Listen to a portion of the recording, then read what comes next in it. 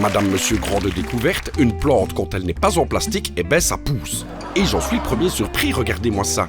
Enfin, soit on apprend tous les jours, celle-ci elle a même des poils qui poussent sur ses quilles comme ma bobonne, et en plus elle s'attaque aussi aux pommes de terre. La semaine dernière j'en avais laissé tomber 3 juste à côté, elles se sont fait péter la gueule, ambulance hôpital tout le caillot. Et maintenant on retrouve Francis qui ne s'est toujours pas remis de sa chiasse des grandes vacances. Qui ne s'est jamais retrouvé sur 2 écrans entre ces 2 merveilles, avec cette question, quand et comment planter des pois de senteur pour avoir des fleurs? Eh bien, personne, tout le monde s'en fout royalement. Et pourtant, le Francis Peters qui est en moi devrait les adorer. Parfois, j'ai même envie de les titiller, voire même de les embrasser. Et je dirais même plus. Wop hop Francis, c'est ce que tu dis qu'on s'en fout. Écoute plutôt ceci. Ce matin, je voulais faire la vaisselle à la main, vu que je n'ai pas de lave-vaisselle. Plus moyen de trouver les 2 essuies. Eh ben tu sais quoi? Ma bobonne m'en avait fait une chemise et je l'ai mise. Retrouvons maintenant Bérangère.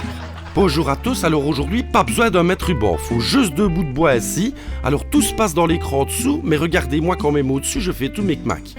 Et maintenant, coup de scie circulaire, il en faut 8 et on les clappe ici. Allez hop, c'est parti.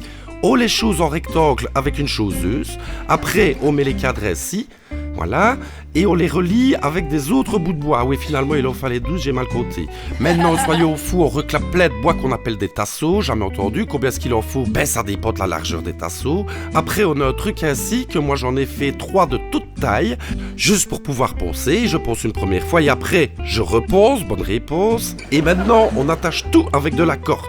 Grosse corde ainsi.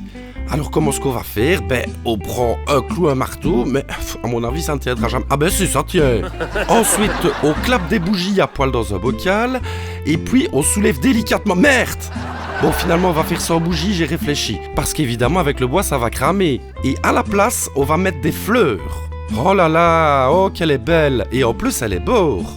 Et maintenant, regardons le produit fini. J'ai rajouté des grillages pour que rien ne sorte hors. Et on y rajoute de grands laits bois morts ici. Et maintenant, vous pouvez enfin profiter de votre terrasse. C'est fou tout ce qu'on peut faire avec 2 bouts de bois. Regardez, waouh! Mais qu'est-ce qui a allumé les bougies?